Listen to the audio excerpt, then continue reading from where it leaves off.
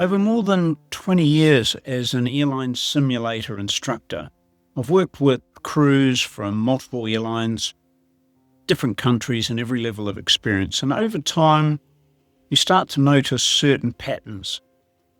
You can put two crews into exactly the same simulator scenario, same aircraft, same procedures, same weather, sometimes even similar experience levels. And yet one crew seems calm and structured and in control throughout the event. The other crew gradually starts falling behind the aircraft. Workload builds, situational awareness starts to narrow, communication becomes more reactive. And eventually the crew finds themselves managing the problem rather than staying ahead of it. Most people look at that and immediately assume it's a competency issue. But after watching thousands of simulator sessions, I'm not convinced that's the real answer. I think what we're often seeing is something deeper.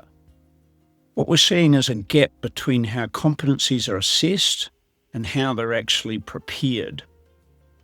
One of the things that makes the simulator such a fascinating training environment is that it compresses complexity.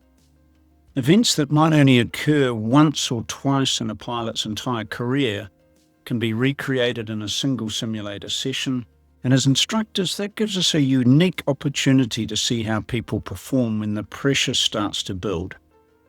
And what becomes obvious very quickly is that the simulator performance is really about one thing. It's a combination of several layers coming together at the same time. You have technical knowledge, systems understanding, procedural knowledge, workload management, situational awareness, communication, leadership, and ultimately problem solving and decision making. When those layers come together effectively, the crew looks calm and methodical. When one or more of those layers is weak, workload starts to increase very quickly. And that's usually where the problems begin. One thing that's always stood out to me is that the crews who struggle are really lacking motivation. Most pilots genuinely want to do a good job. They're trying hard, they're engaged, they're professional. What I often see instead is pilots trying to build several layers simultaneously. They're trying to remember system knowledge, they're trying to understand aircraft behavior, apply procedures correctly, manage the aircraft, coordinate with the other pilot, maintain situational awareness, and solve the problem. All while the simulator scenario continues to evolve around them. And that's a huge cognitive load. Now, if several of those layers are still developing, performance can appear inconsistent. Not because the pilot lacks ability, not because they lack professionalism, but because they're trying to construct too many pieces at the same time under pressure.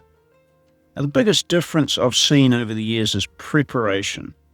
When pilots arrive at the simulator already understanding how the system behaves, why the procedures exist, and how the core competencies work together, everything changes. The simulator stops being a place where they're trying to figure things out. Instead, it becomes a place where they're integrating skills they've already developed. You can see the difference almost immediately. Workload gets managed earlier, communication becomes more deliberate, situational awareness recovers faster after distractions, decision-making becomes more structured. And the crew simply appears more resilient when things start to get complicated. One lesson the simulator has taught me over the years is this: performance rarely breaks down at the top. It almost always breaks down somewhere deeper. A misunderstanding of system behavior, uncertainty about procedural logic, weak workload management, poor situational awareness, or the absence of a structured problem-solving process to bring everything together. Now, strengthen those underlying layers, and simulator performance often improves surprisingly quickly. I'll be interested to hear your thoughts from your own experience. Where do you most often see the gap? Is it systems knowledge, procedural understanding, competency behaviors? Or is it the integration of all these elements together? Leave a comment and let me know. And if you'd like to learn more about how airline competencies fit together as a complete system, I've included a link below to a free preview lesson from Elevate Flight Leadership. Thanks for watching. I'll see you in the next video.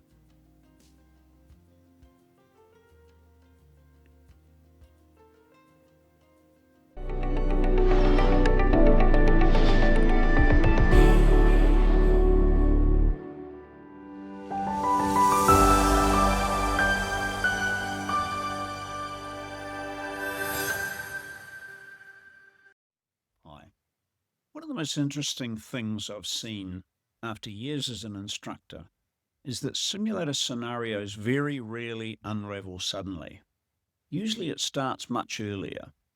The aircraft is stable, the crew is obviously technically competent, and they're following all the correct procedures.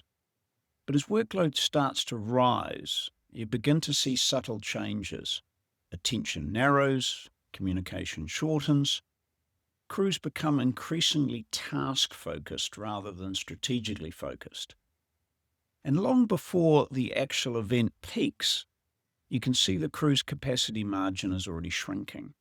Now, what's really interesting is that this usually isn't a flying skills issue. It's a competency integration issue.